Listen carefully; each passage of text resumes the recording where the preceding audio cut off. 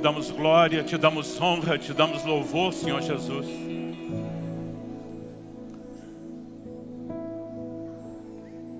Nós também te damos tudo de nós. Nossa vontade sem resistência ao Senhor.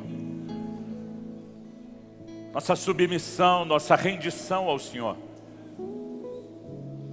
Reafirmamos isso nessa manhã, não apenas como reconhecimento do Teu senhorio, mas como parte do nosso culto e do transbordar da nossa gratidão.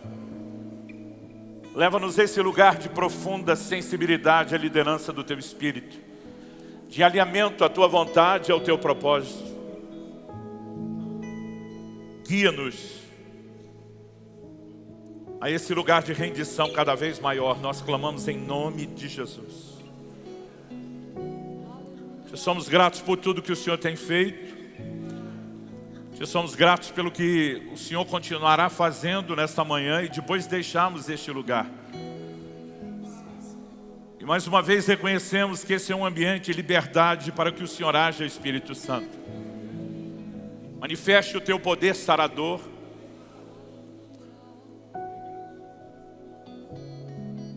E que mais do que instrução, mais do que orientação, no nível da mente, da razão, que a Tua palavra fale e cale nos nossos corações.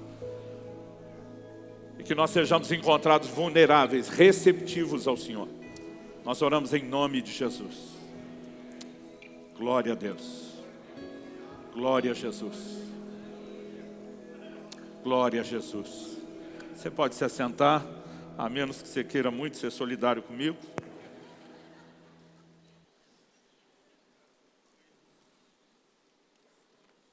Queridos, uma alegria estar com vocês e poder dividir do pão sagrado da palavra. É sempre uma alegria pregar a palavra de Deus em qualquer contexto, circunstância. Mas quando dá para combinar isso e a gente poder estar com amigos, com gente que admira, respeita, a gente tem uma alegria um pouquinho maior. Mas eu confesso que essa era a primeira vez que eu não queria vir. Como foi dito, estávamos em 2 conferências na Bolívia, foram 2 cidades, Santa Cruz de la Sierra e La Paz. Eram 2 dias em cada lugar e eu tinha que pregar 2 vezes, né? Um dia em cada uma das 2 conferências. Primeiro, eu tive que convencer os irmãos da 2ª conferência em La Paz, me escalar 2 vezes na sexta-feira e me liberar no sábado para que eu pudesse sair. Segundo, eu tive que consultar a logística de viagem. E eu levei literalmente 24 horas para conseguir chegar aqui. Eu tive que sair de lá para o Peru, do Peru para São Paulo. Né? Em São Paulo era uma espera de 7 horas para conseguir pegar um voo a João Pessoa e depois terminar de chegar de carro. E não estou tentando me fazer de vítima, porque eu já fiz isso para o Fernando, para criar um drama antes. Mas só para explicar o motivo da relutância. Mas havia uma convicção tão grande dentro de mim. Cada vez que eu tentava falar não, eu pensava, não é a hora, vou dar um não depois. Havia uma certeza de que Deus tinha não apenas algo mais a falar, mas com certeza a partir daquilo que Ele vai falar, algo mais a fazer. Eu sei que vocês já nadaram de braçada esses dias, já receberam bastante, mas eu tenho certeza que não acabou. E que Deus, tudo que Ele precisa é um momento de bobeira da sua parte, baixar a guarda, de se expor, e Ele pode fazer coisas extraordinárias. Então, eu quero convidar você, por gentileza, a abrir a sua Bíblia comigo no livro de Deuteronômio, no capítulo 1, e no versículo 43. Deuteronômio, capítulo 1, verso 43. Depois de lermos o texto, eu vou pedir que você deixe essa porção da Escritura aí aberta, marcada, para que daqui a pouco a gente volte a acessar o contexto da afirmação. Moisés falando, Deuteronômio 1, 43. Isso eu lhes falei, mas vocês não quiseram escutar. Pelo contrário, foram rebeldes às ordens do Senhor e presunçosos foram na direção das montanhas. Se você puder, repita comigo a frase, presunçosos foram na direção das montanhas. Moisés aqui está retratando o que está descrito em Números capítulo 13 e 14. O livro de Deuteronômio, que significa segunda lei ou repetição da lei, não apenas repete os principais mandamentos que o Senhor havia dado antes, mas ele é uma espécie de highlights, melhores e piores momentos daquela geração que sai do Egito rumo à terra de Canaã. E aqui Moisés está recapitulando com toda uma geração o que havia acontecido. Quando os espias regressam de falar como eram a terra, infelizmente o relato de 10 daqueles espias tiveram mais peso do que o relato de 2 deles que estavam crendo no Senhor. Alguém diz que a incredulidade, assim como a fé, também vem por ouvir, mas ouvir a fonte errada. E aquilo desanima o coração do povo. E o povo se recusa a querer entrar na terra e a lutar por aquilo que era uma promessa de Deus. Ou seja, por trás da promessa havia não apenas a sinalização de um propósito, como também de que haveria recursos para que eles pudessem acessar aquilo que era a vontade de Deus para eles. Mas, movidos por sentimento, eles se abatem, se desanimam, e eles não apenas não querem entrar, como decidem voltar para o Egito. Nesse momento, a ira do Senhor se acendeu, Moisés ainda tem que interceder para que o povo não seja destruído, para que o Senhor lhes perdoe o pecado, e Deus diz, eu perdoo o pecado deles. Se você ler depois em Números 14, o Senhor diz, mas para cada um dos 40 dias que eles passaram espiando a terra, para cada dia, 1 ano. Por 40 anos, essa geração agora volta a perambular no deserto, até que toda ela morra. E os filhos de quem eles estavam dizendo seriam presos dos inimigos, a próxima geração. Esses sim, daqui 40 anos, vão entrar na terra prometida.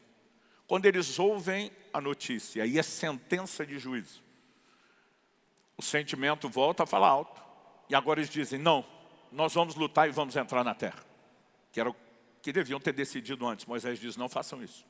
Agora o Senhor não está mais com vocês. Mas aquele povo insiste. E quando eles vão para as montanhas lutar, eles são abatidos diante do inimigo. Moisés está recapitulando esse cenário. E na verdade, eu quero ler inclusive os versículos anteriores e mais 2, além do que lemos, que nos ajudam a rever bem o contexto. Mas antes de fazer isso, eu queria apenas lembrar você qual é a ótica que o Novo Testamento, a Nova Aliança, nos dá para esses relatos. Em primeiro lugar, Romanos 15:4 diz que tudo quanto foi escrito, para nosso ensino foi escrito. Segundo Paulo escrevendo aos Coríntios, em 1 Coríntios 10:11, falando especificamente dessa geração que estamos mencionando, ele diz o seguinte, essas coisas aconteceram com eles para servir de exemplo e foram escritas como advertência a nós, para quem os fins dos tempos têm chegado. Ou seja, somando as 2 declarações de Paulo aos Romanos e aos Coríntios, esse episódio aqui registrado foi escrito para nosso ensino, para nosso exemplo, para nossa advertência. Ou seja, Deus não queria apenas que nós soubéssemos o que aconteceu, né, com pessoas ou com o povo ao longo da história. Deus queria, por meio disso, nos ensinar, para que erros cometidos não sejam repetidos. Porque o padrão comportamental do ser humano é muito semelhante. E Deus está simplesmente provendo orientação para que a gente não erre como eles erraram. E eu gostaria que a gente pudesse ter uma percepção um pouquinho maior. Porque o que eles fizeram, num segundo momento, não no primeiro. Não, nós vamos então pegar as armas, nós vamos lutar, nós vamos entrar na terra. Parece fé, mas não é fé. A definição que a Escritura dá é, vocês presunçosos foram na direção das montanhas. E o tema da minha mensagem hoje é não confunda presunção com fé. Porque mesmo num ambiente onde se ensina a fé, as pessoas muitas vezes não estão conseguindo se mover devidamente na fé. E eu acredito que de alguma forma nós precisamos prestar atenção no que aconteceu com esse pessoal. Então vamos rever o contexto. Deuteronômio capítulo 1. Eu quero que a gente volte lá no versículo 19. O texto é um pouquinho maior do que o que costumamos ler numa pregação, mas isso tudo vai nos ajudar a ter um desenho, né, desse cenário, sem que a gente precise ler todos os capítulos 13 e 14 de Números. Moisés diz, então partimos de Horebe e caminhamos por todo aquele grande e terrível deserto que vocês viram, pelo caminho da região montanhosa dos amorreus, como o Senhor nosso Deus nos havia ordenado. e chegamos a Cades Barneia. Então eu lhes disse, vocês chegaram à região montanhosa dos amorreus que o Senhor nosso Deus nos dá. Eis que o Senhor seu Deus colocou essa terra diante de vocês. Vão e tomem posse dessa terra, como o Senhor falou, o Deus de seus pais falou. Não tenham medo e não se assustem. A ordem era muito clara, vão e tomem posse. Não adianta apenas você ter uma promessa. Você precisa entender como apropriar-se dela. Mas, para que você se aproprie, é necessário que haja fé. E onde existe fé, não há lugar para o medo. Mas onde existe medo, não há lugar para a fé.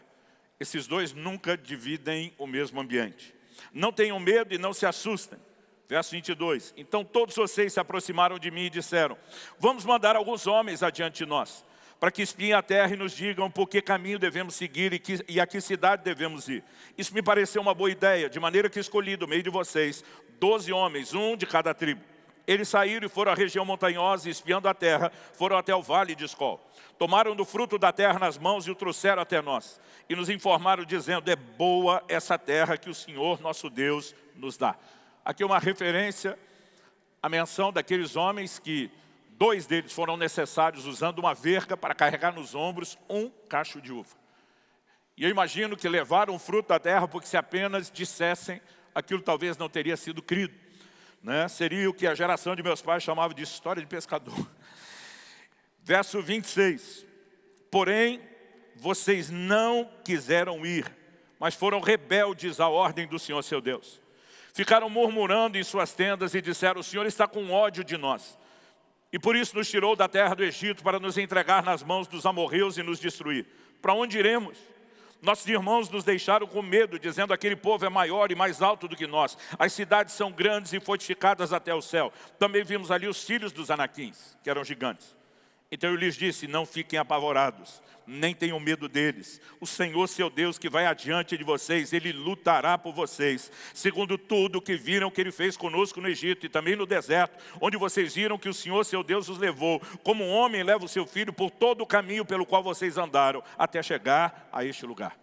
Mais uma vez, sempre que é uma promessa, Deus não apenas revela a sua vontade e o seu propósito, mas há recursos divinos disponíveis para que eu e você possamos acessar a promessa, que é o cumprimento da vontade e do propósito. Verso 32, mas nem assim vocês creram no Senhor seu Deus.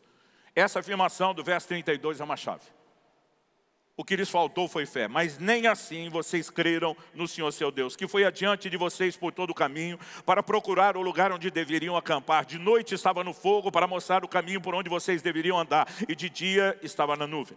O Senhor ouviu o que vocês disseram, ficou irado e jurou dizendo, nenhum dos homens dessa geração perversa verá a boa terra que jurei dar aos pais de vocês, com exceção de Caleb, filho de Jefoné. Ele verá essa terra e darei a ele e aos filhos dele a terra em que ele pisou, porque perseverou em seguir ao Senhor.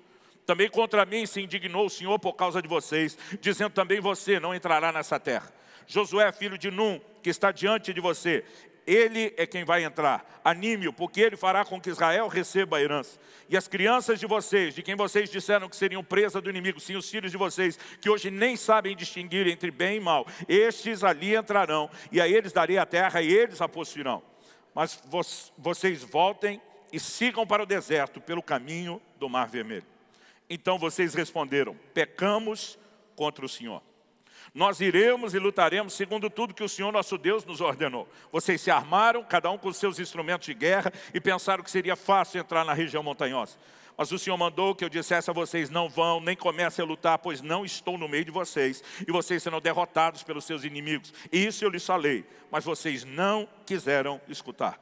Pelo contrário, foram rebeldes às ordens do Senhor, e presunçosos foram na direção das montanhas. Os amorreus que habitavam naquela região montanhosa saíram contra vocês e os perseguiram como fazem as abelhas e os derrotaram desde Seir até Orma. Vocês voltaram e foram se queixar diante do Senhor. Porém o Senhor não lhes deu atenção e não inclinou os ouvidos a vocês. Assim vocês permaneceram muitos dias em Cádiz. Na verdade, esse, como dissemos, é o resumo de outros 2 capítulos que de uma forma ainda mais detalhada nos mostra o que aconteceu. E quais são as lições que nós precisamos entender? Em primeiro lugar, a fé é o meio de acesso a tudo que Deus disponibiliza. Você pode repetir isso comigo? Diga: a fé é o meio de acesso a tudo que Deus disponibiliza. Ah, pastor, Deus disponibiliza tudo por meio da sua graça. E como é que você entra na graça? Romanos 5,2 diz que pela fé temos acesso a essa graça. Os depósitos da graça de Deus só podem ser acessados por fé. Nós costumeiramente declaramos, principalmente depois da reforma protestante, que somos salvos por fé, como diz Efésios 2,8. Mas a verdade é que nós não apenas somos salvos por fé, nós vivemos pela fé. A Bíblia diz que a justiça de Deus se revela no Evangelho de fé em fé. Fé na vida do crente deve ser algo crescente, progressivo. Ou seja, nós precisamos entrar em lugares e terrenos cada vez mais profundos da fé. E a Bíblia diz não apenas de fé em fé, mas também fundamenta isso na declaração de Abacuque 2,4. Como está escrito, o justo viverá da fé. Nós não apenas convertemos por fé, nós vivemos de fé. Outro dia alguém comentou, você não acha que vocês falam muito de fé? Eu falei, não, acho que nós falamos pouco. Para quem vive dela, a gente tinha que falar mais. Porque nós estamos falando de algo fundamental. Aliás, quando você olha para os princípios, os rudimentos da doutrina de Cristo, a fé só aparece depois do arrependimento que tem que vir antes. Não somente somos salvos pela fé, mas vivemos pela fé. A verdade é que sem fé, nós não recebemos nada de Deus, mesmo depois de ter acessado a experiência de conversão. Tiago capítulo 1, verso 5 diz, se algum de vocês tem falta de sabedoria, peça a Deus, que a todos dá liberalmente. Eu gosto dessa característica. Deus não apenas nos concede, mas Ele é generoso, liberal em nos atender, em suprir aquilo que estamos clamando. Mas Ele diz, peça porém com fé, não duvidando. Porque o que duvida é semelhante à onda do mar, que é levada e agitada pelo vento. Tiago começa falando de sabedoria, mas termina generalizando. Ele diz, não pense tal homem, o que duvida, que receberá do Senhor coisa alguma. Sem fé, não receberemos nada de Deus. Pastor, mas eu já passei pela porta da conversão. Vai ter que viver pela fé. Qualquer coisa que você queira acessar daqui para frente, continua sendo da mesma forma que você acessou o que já tem, por meio de fé. Nós estamos falando de algo essencial. Jesus estabeleceu uma única condição para quem quer ver a glória de Deus. E uma geração que clama por avivamento precisa entender não apenas a importância de oração, de rendição, mas de acreditar que a glória de Deus vai se manifestar. O que Jesus responde à irmã de Lázaro é, se creres, verás a glória de Deus. Lá em João capítulo 11. Se creres. O condicional está muito bem definido e estabelecido. Presume-se o quê? Se você não crer, não verá a glória de Deus.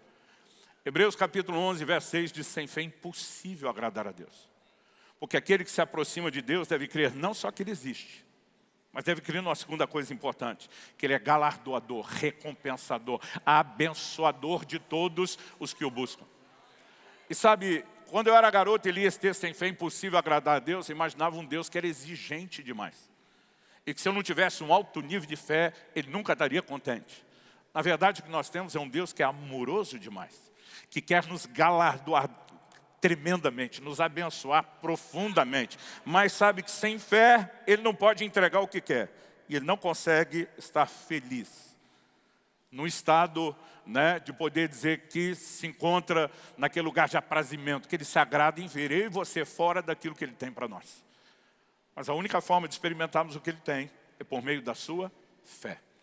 Ou seja, nós não estamos falando de algo secundário, periférico na doutrina cristã, nós estamos falando de algo central. Alguém disse, realmente no Novo Testamento a fé é vital. Eu digo, não, desde o Antigo Testamento já era assim. Você pega a galeria dos heróis da fé em Hebreus capítulo 11 e você vai ver que ninguém experimentou absolutamente nada sem fé. Apesar da palavra fé e de expressões crer, confiar, não aparecerem tanto no Antigo Testamento como no Novo, há uma clara explicação de que por trás de toda a jornada desses homens e mulheres de Deus, sempre houve necessidade de fé. Eu gosto muito de uma declaração do John Bevere, que ele costuma repetir. Ele diz que Deus não responde necessidades, Deus responde fé. Pastor, mas Deus sabe que eu preciso daquilo. Eu digo, e daí que Deus sabe que você precisa? Deus sabe que todo mundo precisa de salvação. Mas a Bíblia diz que Deus amou o mundo de tal maneira, ou seja, Ele está tão interessado na necessidade de salvação, ser atendido. A Bíblia diz que Ele amou o mundo de tal maneira que deu o seu Filho unigênito, para que todo aquele que nele crê tenha vida eterna. Ninguém vai ser salvo apenas porque precisa ser salvo. Vai ser salvo se crer na provisão de salvação. Você não vai ser curado porque precisa de cura. Você não vai receber uma provisão porque precisa de provisão. Você vai entrar nesses lugares se aprender a crer para acessar aquilo que Deus tem para você. Então, se sem fé a gente não vai a lugar nenhum, porque é o único meio de acesso a tudo aquilo que Deus disponibiliza. A segunda coisa que eu quero afirmar aqui como extensão da lógica é que a incredulidade, ela sabota a ação divina. Você pode repetir isso comigo? Diga, a incredulidade sabota a ação divina. Hebreus capítulo 6, verso 12, nos aponta com clareza que eu e você temos que ser imitadores daqueles que pela fé e perseverança herdam as promessas. As promessas se herdam com fé. Se em vez de fé houver incredulidade, pergunta, as promessas serão herdadas? A resposta é clara, não. Quando olhamos para essa geração que fica de fora da terra prometida, ninguém pode discutir que era a vontade de Deus. Eles tinham promessa, eles tinham todo o movimento sobrenatural de Deus, tirando-os do Egito, guardando-os no deserto, até que de fato cheguem. Em tudo Deus está sinalizando, além de apenas falar, eu estou com vocês, é isso que eu quero para vocês. Mas Moisés diz, vocês foram rebeldes e não creram na palavra do Senhor. Em Hebreus, no capítulo 3, isso é resumido numa frase no verso 19. Vemos que não puderam entrar por causa da incredulidade. Deus pode ter planos para você, pode ter uma promessa ou promessas no plural para você, mas se em vez de fé encontrar incredulidade, aquilo que Ele tem para você será sabotado, não será cumprido. Quando eu olho para as Escrituras, eu consigo de fato perceber, e às vezes, me deixa comentar algo aqui primeiro. Quando a gente fala de fé e incredulidade, parece que nós estamos falando de dois grupos extremos. Ou nós estamos falando de gente que crê em tudo o que Deus tem, ou parece que nós estamos falando de gente que não acredita em nada que Deus tem. Mas, gente, vamos ser honestos. A maioria das pessoas que eu conheço não estão vivendo nenhum desses dois extremos.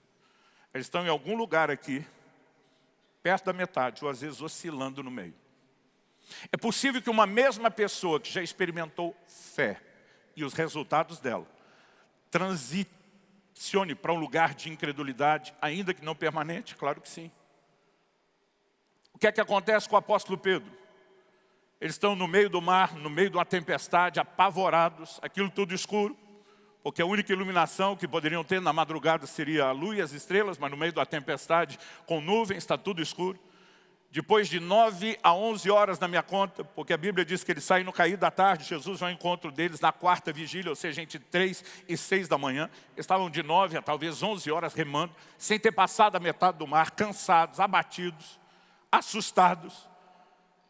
E no meio de toda aquela escuridão, ele tem uma relampeada e outra que dava uma clareada. Eles veem o vulto de alguém andando sobre as águas. A Bíblia diz que eles começam a gritar, um fantasma. Ninguém nunca andou sobre a água. O que é que está acontecendo? Se fosse alguns crentes hoje já estariam dizendo, está amarrado.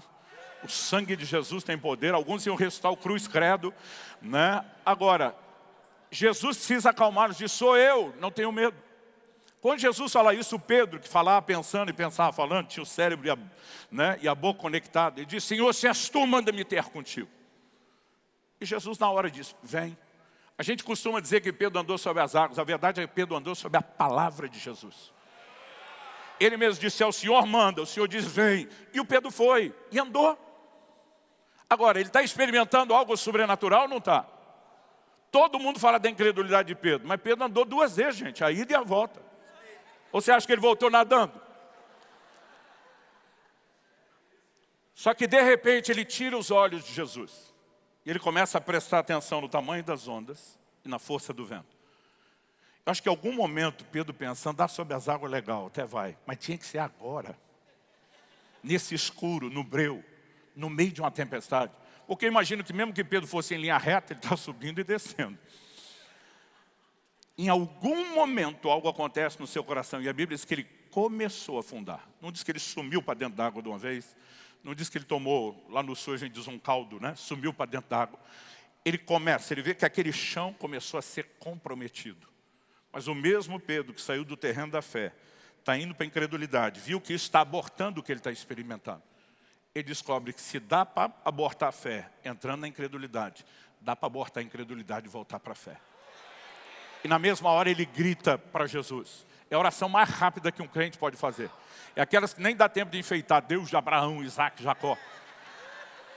Só grita, socorro! A Bíblia diz que o Senhor o toma pela mão. E os dois voltam andando sobre as águas. Ah, mas Jesus falou para Pedro. E de fato falou, né? Mateus 14, 31. Homem de pequena fé, por que você duvidou? Agora eu acho muito legal que Jesus não chamou ele de homem sem fé. Ele disse, sua fé ainda está pequena. Nós vamos ter que trabalhar nela. Teve um momento que ela deu uma falhadinha. Né? Um dia desse eu estava, mês passado na verdade, com meu neto, ele está com 8 meses, está com a fase de firmar bem as pernas. E eu lembro que eu gastei um tempo segurando a mãozinha dele para treinar ele a andar.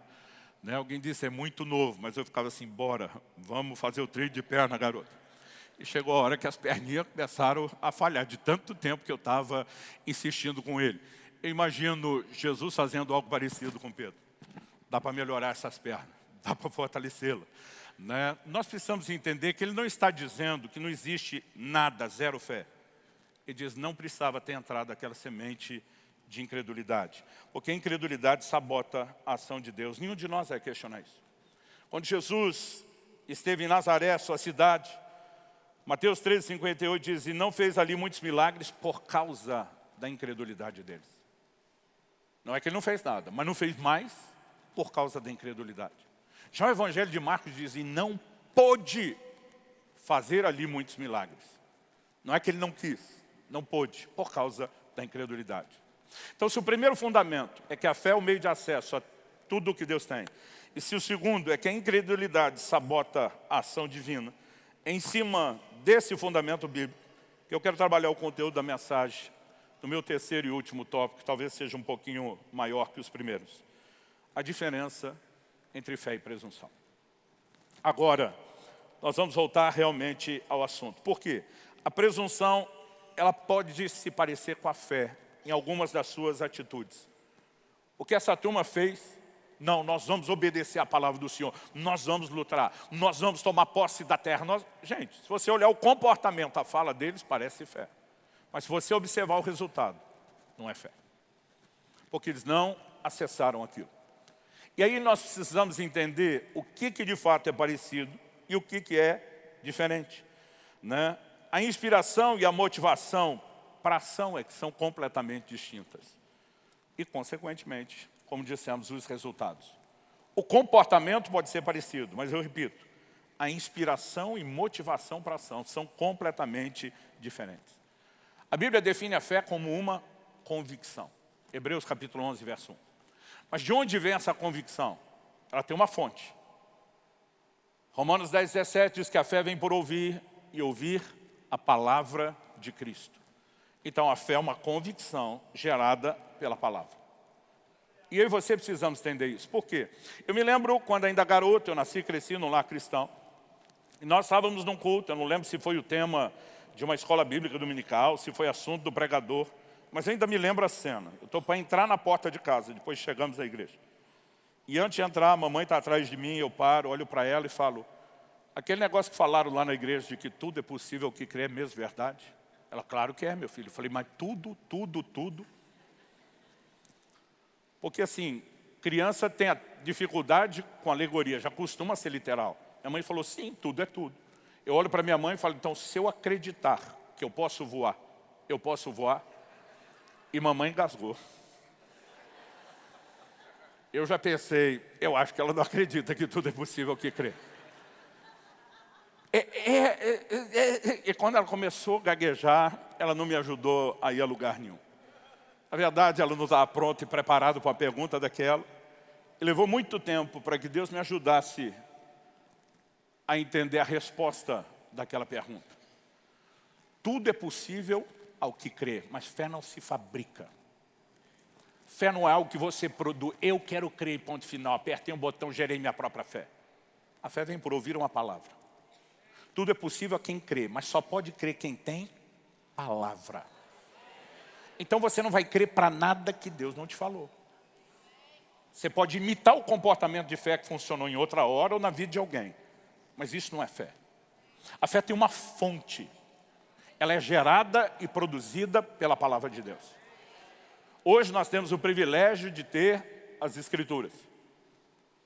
Mas evidentemente, muitos desses homens de quem as Escrituras nos falam, eles ouviram Deus também num âmbito de experiência pessoal. Aliás, se você pegar ali a galeria dos heróis da fé, pela fé Noé, uma experiência pessoal.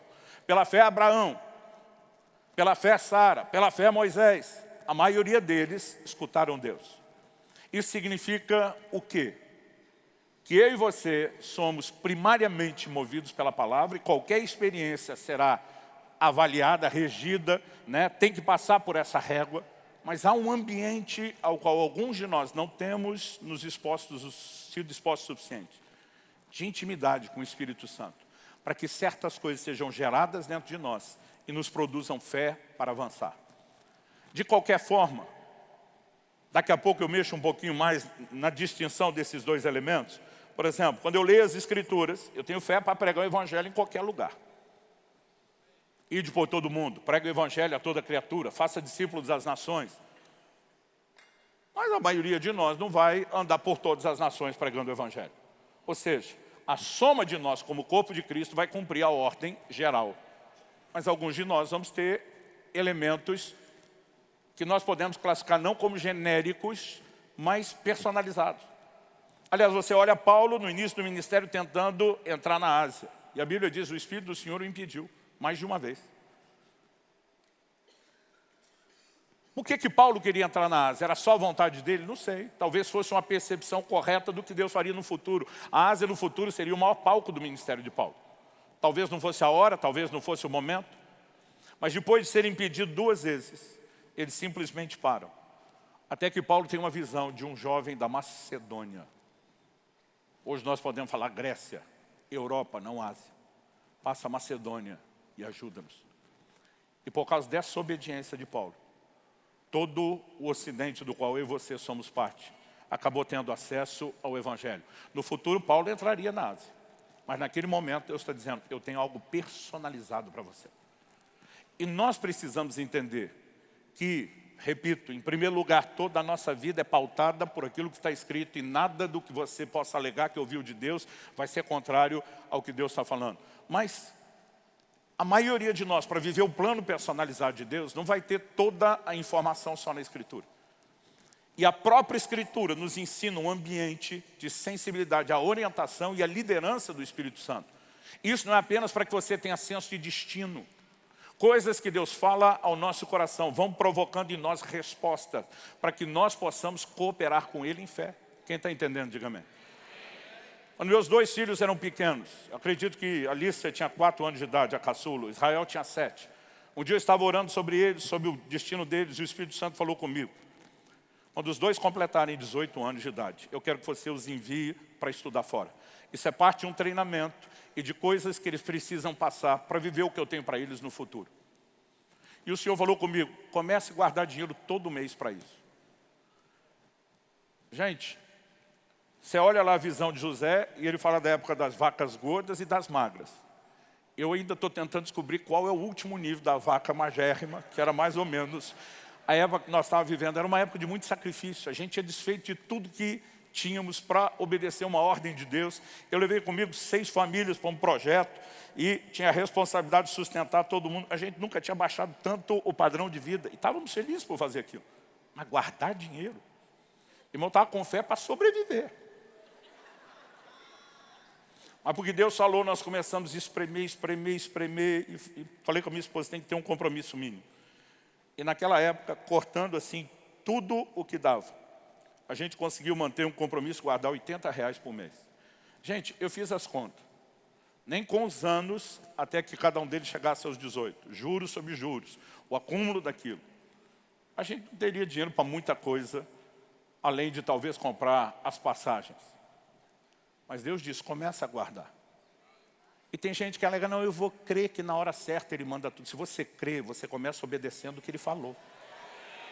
O que eu não sabia é que Deus estava me submetendo a um treinamento a cada mês que eu estava aguardando, mesmo sabendo que não era suficiente. Eu dizia: Deus, estou fazendo a minha parte e eu sei que o Senhor vai fazer a sua. Eu tive anos de treinamento de fé. De fato, quando chegou a hora deles irem, todo o dinheiro que nós tínhamos juntado não era tanta coisa. Mas foi nesse momento que as portas começaram a se abrir, os milagres começaram a acontecer, porque tinha uma fé sendo preparada, treinada, em cima daquilo que Deus estava falando há muito tempo. E nós precisamos compreender por que é que Deus nos chama a um lugar de resposta. Isso é parte de uma dinâmica de operação da fé. Mas eu e você não inventamos fé. Você não sai do culto e diz: é mesmo, esqueci de apertar o botão da fé. Ponto, fé on, modo ativado, ligado. Ou você faz isso correspondendo à palavra, ou o que você tem pode ser a cópia de algo que na vida dos outros é fé, mas na sua não necessariamente seria. Nós vimos no verso 32, que Moisés destacou que eles deveriam ter crido na palavra de Deus. Nem assim vocês creram no Senhor seu Deus.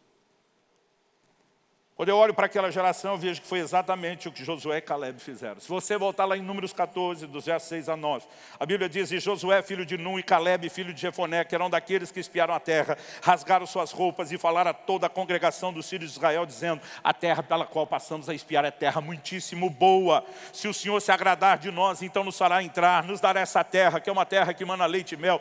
Então somente não sejam rebeldes contra o Senhor, não tenham medo do povo dessa terra, porque como pão os podemos devorar. A proteção que eles tinham se foi, o Senhor está conosco, não tenham medo deles. Esses dois estão dizendo: eles é que tinham que estar com medo da gente. Agora, por quê?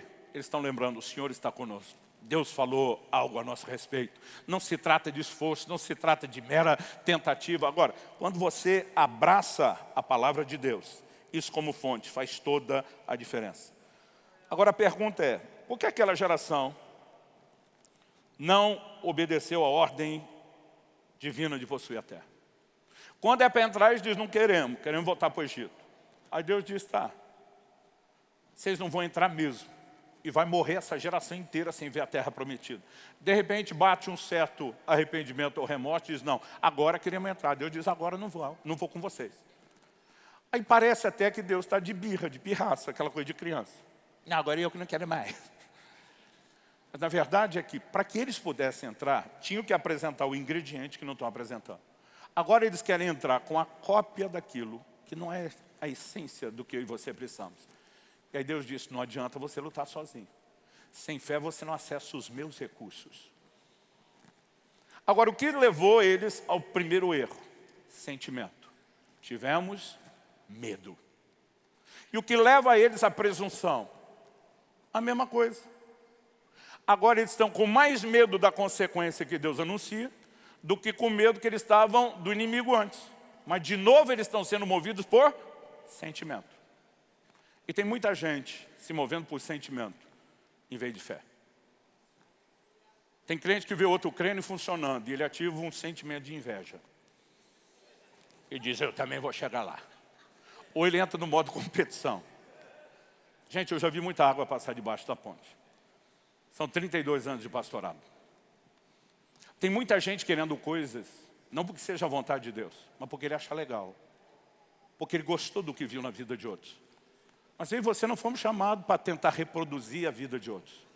Deus tem planos e propósitos para cada um de nós. Ah, pastor, o senhor vai dizer que sempre teve maturidade para aceitar tudo que Deus está dizendo? Claro que não, e é por isso que eu sei como é difícil para você também. Eu não queria ensinar, gente. Eu comecei meu ministério sonhando ser um evangelista. Eu queria era ver o pau quebrar, cura, milagre, só isso. Eu começo em reuniões de avivamento, e quando Deus começa a falar cada vez mais comigo ao longo do tempo sobre o ensino, eu dizia: se eu gastar esse tempo que preciso ensinando, não dá tempo para orar. E para mim era frustrante gastar horas ensinando e às vezes nem poder impor as mãos sobre as pessoas. Agora a pergunta é: a gente tem que fazer o que quer? Ou o que foi chamado para fazer? Só que às vezes nós começamos a tentar usar Deus para alcançar os nossos objetivos. Não, eu quero esse ministério porque eu vejo aquilo no outro e eu acho legal.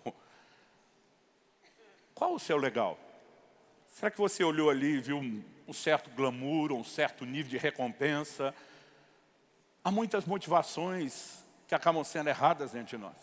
O que leva Simão em Samaria, um novo convertido, a olhar para os apóstolos, oferecer dinheiro e dizer, me dê o que vocês têm, eu quero reproduzir isso.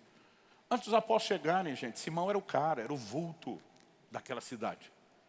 Mas ele foi ofuscado pelo poder do evangelho. E no início ele está vendo Filipe, está de perto, está admirado, mas eu acho que ele imagina, não é para qualquer um. Mas agora os apóstolos chegam e dizem, tem mais gente movendo esse negócio. Talvez não seja só para um ou outro. E ele quer usar até meios escusos para adquirir algo que a motivação de um coração ainda não tratado, não trabalhado, não está enxergando. Aquele homem não estava interessado na glória de Jesus. Ele queria voltar a brilhar. Ele queria voltar a aparecer. E muitas vezes nós estamos usando um discurso que é para a glória de Deus. Imagina a cara de Deus olhando para nós. E dizer, sério que você acha que enxergando teu coração eu vou mesmo acreditar nessa conversa? Agora, quando as palavras de Deus, que determinam a vontade dEle, vão alcançando o nosso coração, não apenas isso nos permite alinhar desde emoções e o resto com Ele, mas a verdadeira fé começa a ser gerada. A verdadeira fé começa a ser produzida. Eu ainda estava tentando administrar o chamado para o ensino, quando Deus falou comigo a respeito de interromper o ministério itinerante de avivamento e ir para o pastorado. E aí foi a morte. Porque tudo que eu não queria na vida era pastorear. Sou filho de pastor, eu não gostei do que eu vi, no modelo onde eu cresci. Meu consolo na época foi pensar, falei, talvez fique 1 ou 2 anos. Eu tinha lido um livro do Kenneth Hagin, ele falava que todo pastor local deveria ficar um tempo no itinerante, todo itinerante pastoreando, para um entender o outro. Falei, talvez seja só minha escola. E dentro de mim, eu decidi acreditar, mesmo que Deus não falasse nada, que seria de 1 a 2 anos. O castigo durou 25 anos. E não me livrei dele totalmente. Mas há 7 anos atrás, eu pelo menos deixei de ter aquela função pastoral local que me exigia muito mais e pude estar um pouco mais solto, né, para voltar a servir o corpo de Cristo. Mas, gente, nós não podemos ser movidos pelo sentimento. Ah, mas é o que eu gosto. Ah, é o que eu quero. Nós precisamos aprender a ser movidos por uma palavra de Deus. A grande diferença entre fé e presunção não está na maneira como a pessoa age ou fala, está naquilo que move as suas ações. E quando a gente começa a entender isso, de repente a gente precisa ir para esse lugar de estar sempre se avaliando, né? O que está por trás desse quadro? Para mim é evidente que eles eram guiados pelos sentimentos e não pela palavra de Deus. Sentiram medo dos cananeus, não querem avançar. Sentiram medo de voltar para o deserto, não, agora nós vamos avançar. Em nenhum momento era de fato a palavra de Deus dirigindo eles. E eu tenho visto esse comportamento em muita gente. Não agem pela palavra em obediência a Deus. Mas ao descobrir o que vão perder, tentam simular fé. Tem pessoas que você passa anos, meu amigo, preste atenção no casamento. O casamento se constrói. No seu caso, você está desmoronando o seu. É só uma questão de tempo. Isso não vai sobreviver.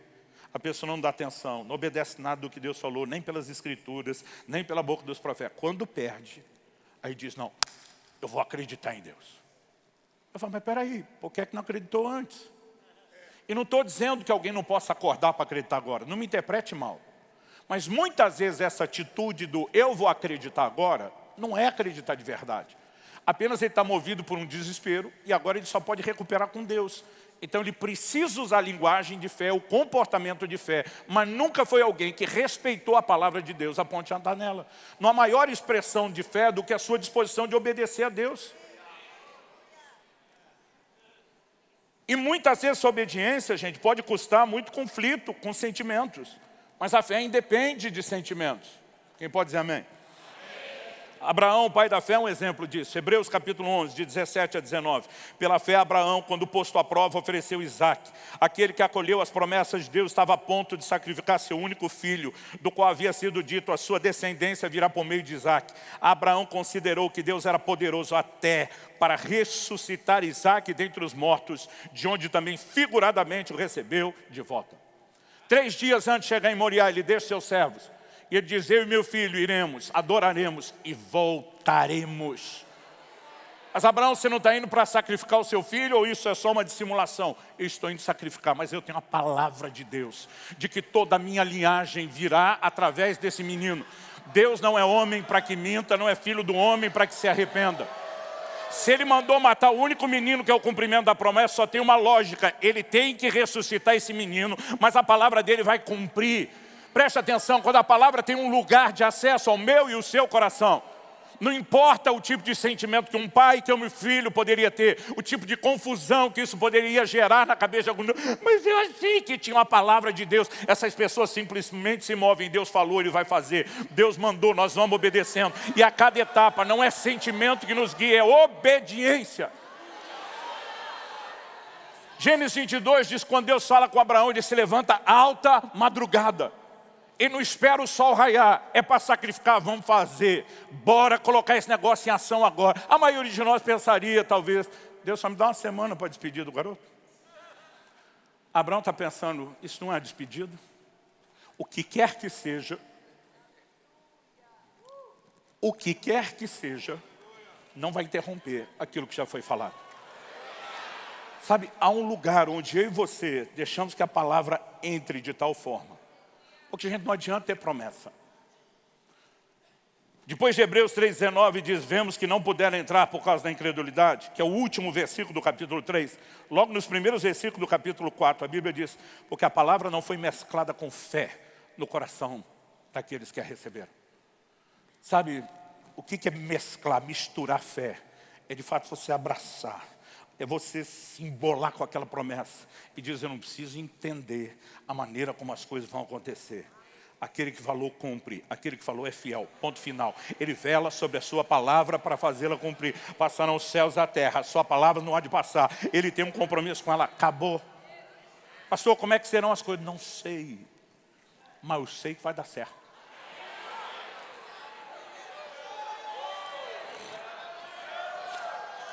Martinho Lutero, o grande reformador, certa vez afirmou, posso não conhecer o caminho, mas conheço bem meu guia. Eu não preciso entender as etapas, eu não preciso entender como será o processo, eu não preciso prever nada disso. Eu só preciso confiar no guia, ele vai me fazer passar por tudo. Ele vai me fazer chegar ao devido lugar. Agora, nós estamos diante de uma geração que tem o privilégio de ouvir ensino sobre fé, como talvez nenhuma outra geração ouviu. Mas que talvez esteja sendo pobre nas suas respostas, como nenhuma outra geração foi. Palavras do próprio Jesus, quando vier o Filho do Homem, encontrará porventura fé na terra. Haverá uma escassez e pobreza de fé no tempo do fim. Não porque Deus não queira que ela esteja lá, mas porque as pessoas estão cada vez mais indiferentes a tudo aquilo que Deus diz. Elas vivem cada vez mais. E as redes sociais, elas têm gerado muita dificuldade nesse sentido. É muita gente se comparando. É muita gente tentando querer ser o que os outros são. O que os outros foram chamados para fazer. É muita gente simulando, por meio de foto e vídeo, aquilo que nem está vivendo de verdade. O pior de quem vive de comparação hoje em dia é que vive com a comparação de algo que é fake, que é irreal. E não estou dizendo que quem posta está mentindo. Mas tem um espaço de imaginação para caber tanta gente. Gente, um dia desse eu vi uma foto que nossa equipe de mídia postou de um culto. E eu fiquei pensando, isso é mesmo a nossa igreja? Que pegaram um ângulo que parecia o dobro de gente. Alguém disse, não pastor, é que a lente para pegar todo mundo só podia ser essa. Mas aquele negócio dava um efeito. A presunção é a substituição da fé que é gerada pela palavra de Deus por um anseio de resultado que é baseado em emoções. E ela não deveria ter lugar na minha e na sua vida. A fé age com base em uma palavra clara de Deus. A resposta ao que Deus diz é o terreno seguro da fé verdadeira. Presunção assume que Deus fará o que Ele não prometeu. Portanto, isso é em direção clara. Como os israelitas em Deuteronômio 1,43, é presunção. Eu estava um dia ensinando sobre fé na nossa igreja. Eu contei uma experiência, uma ocasião que Deus mandou fazer uma viagem. Eu não tinha os recursos para a viagem.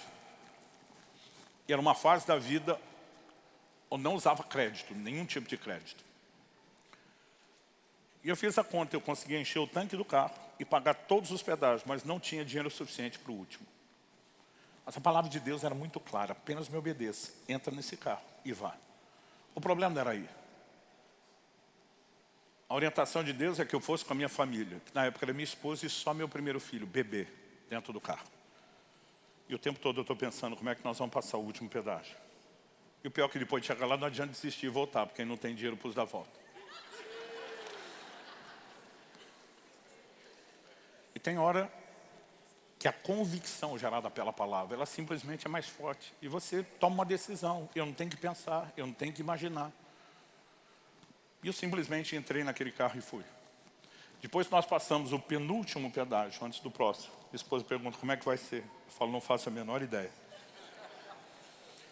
Eu já julguei muito Sara, quando tenta dar uma ajuda para Deus. E disse, talvez vai ser de outro jeito, vamos achar aqui uma fórmula envolvendo Agar.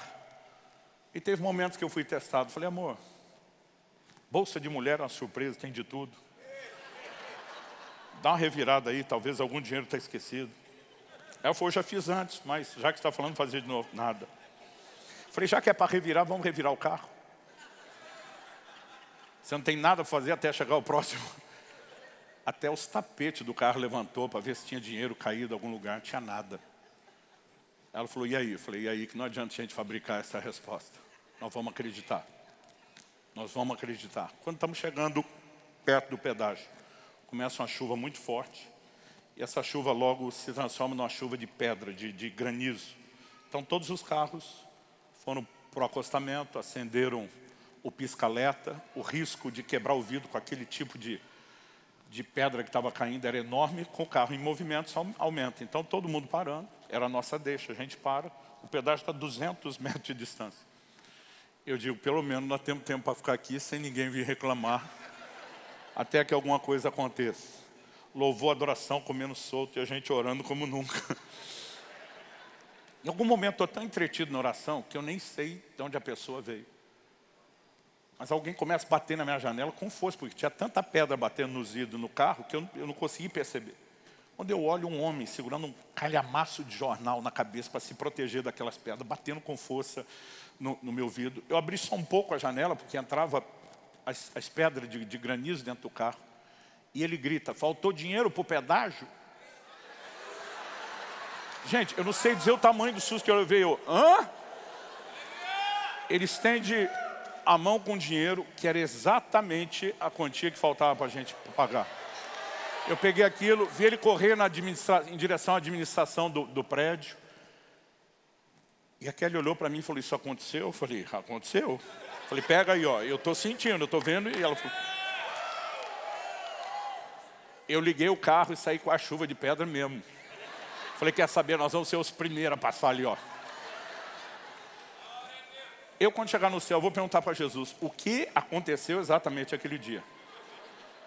Só que aí você conta esse tipo de coisa e tem um monte de gente que fica parado no pedágio, que diz, comigo não funcionou.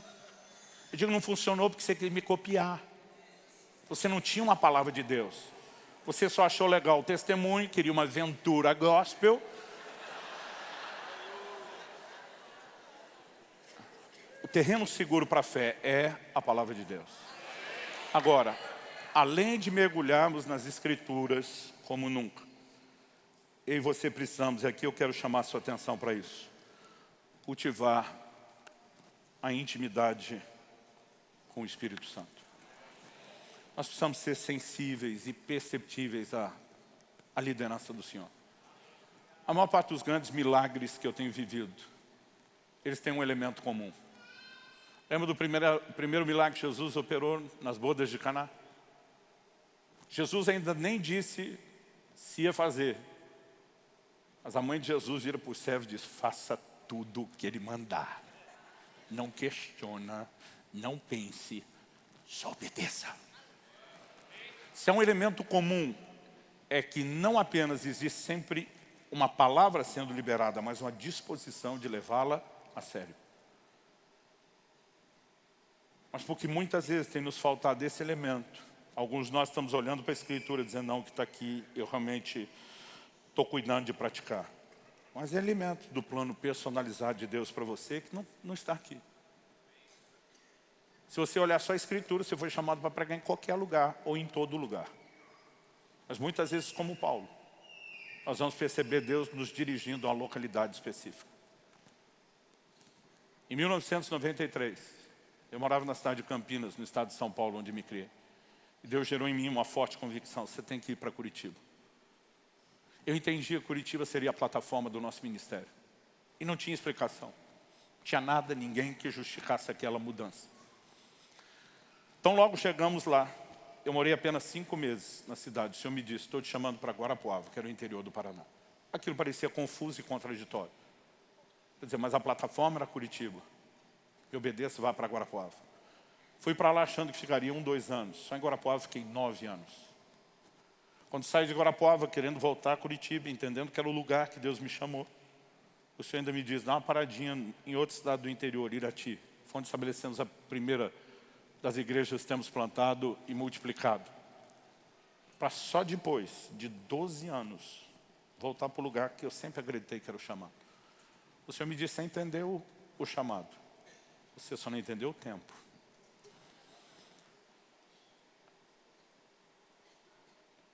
E por que eu estou dizendo isso? Eu acredito que em qualquer outro lugar onde eu fosse pregar o Evangelho, nós veríamos resultados, que os resultados não dependem só de nós, é o poder da semente que nós lançamos, que muitas vezes gera resultados. Mas quando você está alinhado ao que Deus tem, no lugar certo, na hora certa, você começa a ter uma combinação de elementos sobrenaturais diferenciados. E gente, a Bíblia diz: a quem muito for dado, muito será cobrado. Vocês são parte de um povo que tem aprendido mais sobre fé do que a maioria, e mais sobre a liderança do Espírito Santo do que a maioria. Se não houver um alto nível de resposta a essas coisas, nós estamos em falta com o Senhor. Nós não podemos achar que já ouvimos demais sobre essas coisas. Nós não podemos achar que já sabemos demais dessas coisas. Nós precisamos o tempo todo estar dizendo: então, se eu venho de fé em fé crescendo, eu posso continuar crescendo da forma como eu cresci até agora.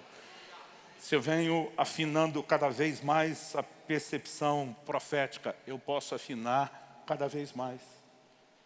E nós precisamos seguir fazendo aquilo que Deus nos impulsiona a fazer. Um dia desse uma pessoa falou: pastor, eu estou tentando me organizar para acompanhar esse ritmo de jejuns que o senhor faz. Eu falei: por quê? Eu falei: essa é minha convicção, não tem que ser a sua. O fato de eu pregar e ensinar sobre isso genericamente não significa que o que eu estou fazendo todo mundo deveria fazer. E muitas vezes, e não quer dizer que a gente não deva ter inspiração em outros. Inspire-se no nível de paixão, de entrega, de rendição.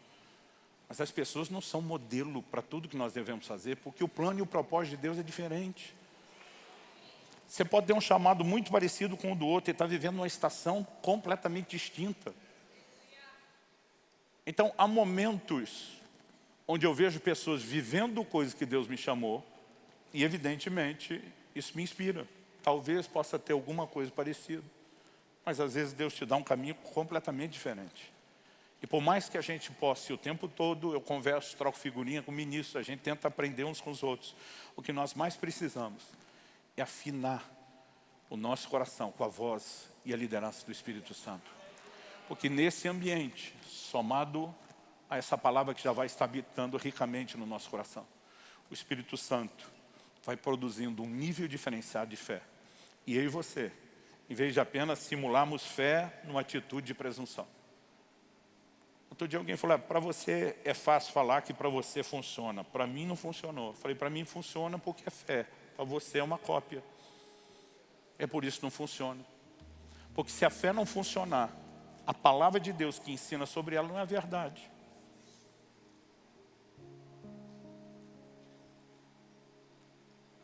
Mas a fé não funciona, entre aspas aqui, porque Deus a distribui de forma seletiva. É porque muitas vezes os corações não estão receptivos ao que Deus está falando. Tem gente que está empolgada para viver o que os outros estão vivendo. Aliás, algo que me assusta na nova geração. Quando era garoto e nós olhávamos para os homens de Deus, nós queríamos ser o que eles eram. Homens que ouviam Deus, que compreendiam e o obedeciam. E o que eu ouço de muitos da nova geração é que eles querem ter o que a gente tem. Desde a unção até o que na cabeça deles são supostos privilégios. E você vê que a motivação para a mesma coisa pode ser completamente diferente de uma geração para outra.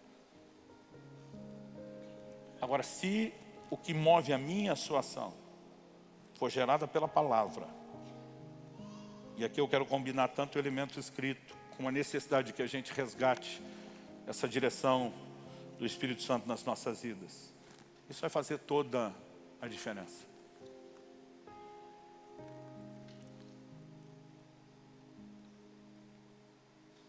Eu quero te encorajar a entrar em um lugar mais profundo de sensibilidade à direção de Deus. Talvez o que você tinha foi o suficiente para te trazer até onde você chegou, mas não é suficiente para te levar onde você precisa chegar. Eu me lembro de uma ocasião que eu reclamei com Deus. Eu estava vivendo uma época de muitos sacrifícios. O tempo todo, parece que tudo conseguia, Deus pedia de volta. E um dia eu me irritei. Eu falei para Deus, qual é o seu problema comigo? Apontei para uns 3, 4 amigos meus, fulano, beltrano, ciclano, estão tudo rico, prosperaram. Cada vez que eu consigo qualquer coisa, o Senhor me arranca tudo. Qual o seu problema comigo? Eu ainda tenho vergonha de dizer o que eu ouvi de Deus. O Senhor me diz, as pessoas que você mencionou já chegaram no lugar que eu tinha para eles. Se você quer que eu te leve ao lugar onde eu vou te levar, que é bem além de onde eles chegaram, o seu treinamento terá que ser mais rigoroso. A pergunta é o que nós queremos? Que Deus tem para nós ou que os outros alcançaram?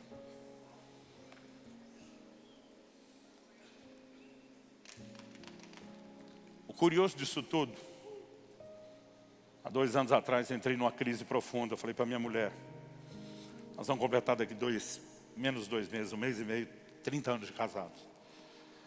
As 2 primeiras décadas do nosso casamento foi só semeadura. A última década, graças a Deus, tem sido colheita. Não paramos de semear, mas tem sido colheita. Eu tinha recém completado 50 anos, e minha mulher falou, você está em crise? Eu falei, estou. Foi a crise da meia idade? Eu falei, de jeito nenhum. Estou vivendo o melhor momento do meu matrimônio, da minha família, filhos crescidos, servindo a Deus, já entrei na adolescência, tudo para onde eu olho eu vejo a graça de Deus, eu choro de gratidão o tempo todo. Ela falou, mas tem uma crise aí. Eu falei, tem. Eu falei, nos nossos primeiros 20 anos de casado, a gente queria tanta coisa que a gente não podia. Ela falou, é verdade. Eu falei, agora que eu posso, eu não quero mais. Ela falou, deve ser algum sinal de maturidade. Eu falei, queira Deus, porque senão é autossabotagem. Mas ela olhou e falou, mas qual é exatamente a crise? E, na verdade, a crise não passou ainda, 2 anos depois. Eu falei, a crise é, por que é que nós perdemos tanto tempo querendo essas coisas? Dando a elas um nível de importância que elas não mereciam. Achando que elas nos satisfariam. Quando a fonte de satisfação sempre foi Ele. E a gente mirando em outras coisas. A gente aproveitou menos Ele nesse tempo. Falei, hoje há uma satisfação tão grande no meu coração, no Senhor, que essas coisas não têm a menor importância. E agora a gente pode ter. Há um lugar onde Deus não se torna apenas o meio de acesso a coisas. Ele é a sua satisfação. E normalmente é quando você põe Ele em primeiro. E essas coisas já não importam. Que elas costumam chegar com abundância. Porque elas deixam de ser concorrência. Há muitas coisas que nós entendemos errado. Sobre a própria prosperidade. Falei para Deus, por que o Senhor me deu tudo isso só quando eu não queria mais? Ele falou, porque agora você não vai segurar só para você. E o propósito de prosperar nunca foi ter só para você. Ao longo do caminho, mesmo achando que sabemos as verdades bíblicas, ainda há uma mescla de emoções que precisam ser trabalhadas em nós. Mas à medida que nós vamos fazendo isso, e a palavra e o Espírito vai nos dirigindo, nós podemos de fato ir além, ir mais longe, experimentar cada vez mais. Eu gostaria que sentado mesmo você fechasse seus olhos por um instante. que nós pedíssemos ao Espírito Santo que trabalhasse dentro de nós, expondo talvez motivações que precisam de ajuste e conserto. Esse mesmo Espírito Santo é chamado de o Espírito da fé. O mesmo Espírito que vivifica a palavra, que nos dá o direcionamento, que também gera fé. Ele também é o responsável por identificar aquelas coisas que precisam de ajuste. Senhor, nós cremos em um tempo de avivamento e de milagres que essa nação ainda não vivenciou. E sabemos que há um exército sendo preparado para esse tempo. E nós somos gratos por estar alistados nesse exército que o Senhor está preparando e levantando. Mas até que chegue o avivamento coletivo, não há nada que nos impeça de viver em níveis cada vez mais profundos o avivamento pessoal, individual. Nós queremos entrar no lugar mais profundo, Senhor, onde não apenas tentamos simular fé, mas ela de fato é gerada por intimidade e sujeição à Tua palavra, às Escrituras e à voz do Teu Espírito. Ajuda-nos, Senhor, a em momento algum ser enganado pelas nossas emoções, mas a sermos sempre claramente norteados pela Tua palavra. Ajuda-nos a levantar como um povo de fé, que se move na simplicidade da obediência, enquanto se deixa ser trabalhado pelo Seu Senhor. Nós somos gratos por tudo que já provamos, mas porque sabemos que o Senhor tem mais, nos recusamos a parar onde chegamos. E nós clamamos, toma-nos pela mão, leva-nos a um lugar mais profundo. E que o Senhor encontre em nós não apenas receptividade à Tua voz, vulnerabilidade ao Teu trato, mas prontidão de resposta e obediência a todo o comando divino. Nós te pedimos, não nos deixe essa manhã sair desse lugar só com uma instrução a mais. Sopra o Espírito de Deus nos nossos corações. Vivifica a palavra liberada. Não apenas por meio de entendimento espiritual, como também de aplicação personalizada. E que ao sair dessa reunião, nenhum de nós te trate como uma torneira a ser fechada ou um interruptor de uma lâmpada a ser desligado. Que haja entrega e rendição, para que a gente continue experimentando aquilo que o Senhor começou.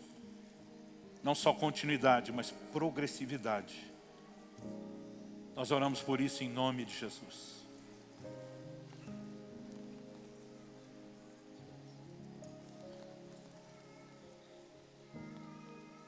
Fale com Deus por um instante. Talvez seja um momento para entrarmos num lugar distinto de rendição, de entrega.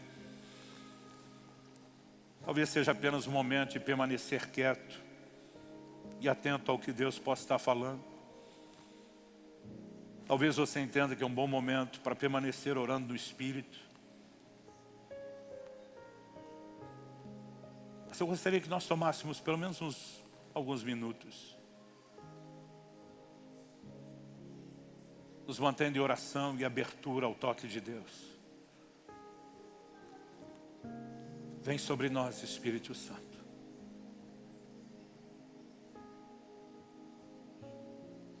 Vem sobre nós. Cumpre tudo aquilo que o Pai predeterminou para esse tempo e para essa hora.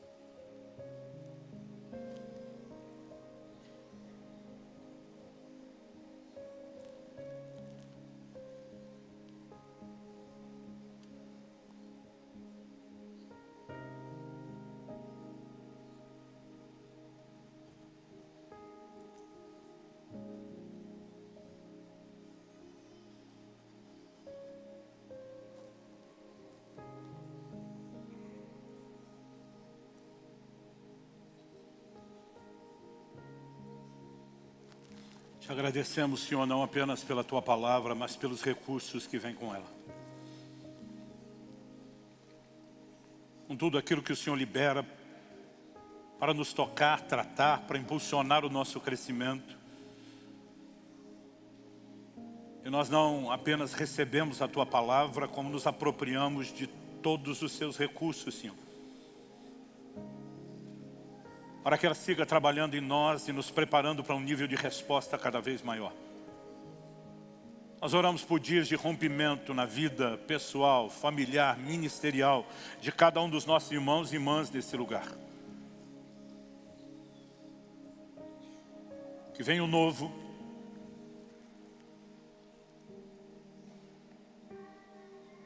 E que possamos entrar num lugar mais profundo no Senhor.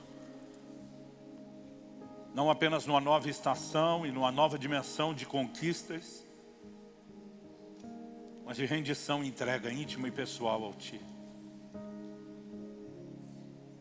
Nós oramos em nome de Jesus. Em nome de Jesus. Se você crê e concorda, diga amém. Se você recebe essa palavra, diga eu recebo em nome de Jesus.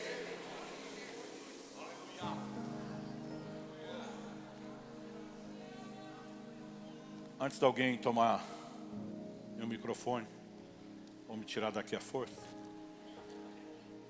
eu queria só deixar um encorajamento, que ele é meio duplo. Recentemente, a gente reeditou um livro que nasceu de uma mensagem que eu preguei há 30 anos atrás, literalmente 30 anos atrás. Foi no dia 21 de setembro de 95. Intitulada A Voz de Muitas Águas, quando a palavra de Deus fala mais alto.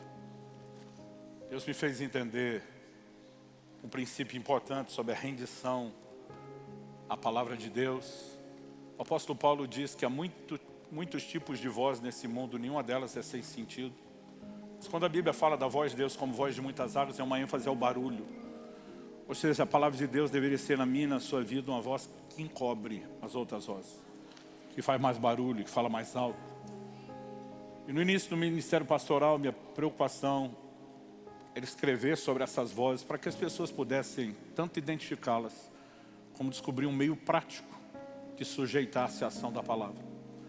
Por alguma razão, 30 anos se passaram e eu nunca senti de Deus de dar muita ênfase, nem à mensagem, nem a esse material. Até a virada desse ano, que Deus começou a me incomodar, como se fosse uma estação importante e necessária para uma nova geração. Então nós reeditamos, publicamos o livro novamente. Se você já tem a versão anterior, não mudou nada, a não ser alguns recursos práticos de perguntas que são feitas sobre cada capítulo. Mas é um material que eu acredito que vale a pena acessar. E no domingo que vem, permitindo Deus, estou lançando meu livro mais recente, intitulado O Caminho da Obediência. E foi um material que Deus me deu numa experiência profunda, trancada com Ele num jejum. Foi um santo download. Eu escrevi quase 300 páginas em 9 dias. E ele é um material que compõe a tríade, junto com o impacto da santidade e graça transformadora. É basicamente a sistematização da doutrina da obediência, de Gênesis a Apocalipse. Eu sou suspeito, mas eu fiquei muito empolgado com esse conteúdo. Meu filho também é suspeito, mas ele falou, pai, para mim é o melhor livro até agora. E se você depois for acessar e tiver interesse de adquirir online, inclua Voz de Muitas Águas, que você não vai se arrepender. Eu acho que a combinação desses dois entendimentos juntos vai ser uma química explosiva. Uma alegria estar com vocês, compartilhar a palavra de Deus. Eu sinto uma graça muito especial de Deus nesse lugar. Eu sinto que Deus vai trazer alinhamento para muita gente. Eu sinto o destino profético de alguns sendo destravado essa manhã.